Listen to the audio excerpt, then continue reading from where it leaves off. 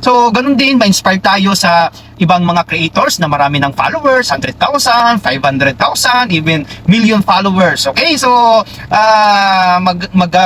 sana all na lang tayo sa kanila. Okay? So, minsan inisip natin, paano kaya nila nakuha niyan? Grabe naman. Ako, ilang buwan ako dito, pero kunti pa rin yung followers ko, yung viewers ko. Okay? Pero, di ba, meron silang mga ginawa. Nag-sacrifice din sila. Nakapo natin, di ba? At saka hinagad din nila na maging big creators. Okay? So ayun naman, majority sa atin dito, 'di ba? Nangangarap na kung may pagkakataon maging big creators tayo. Okay? So gawin lang natin, 'di ba? Harapin, 'di ba? Maging matatag tayo sa mga challenges kasi hindi lang po madali para makuha or maging big creators. Okay? Andyan yung mga bashers, okay? So syempre, especially nag-umpisa ka pa lang, right?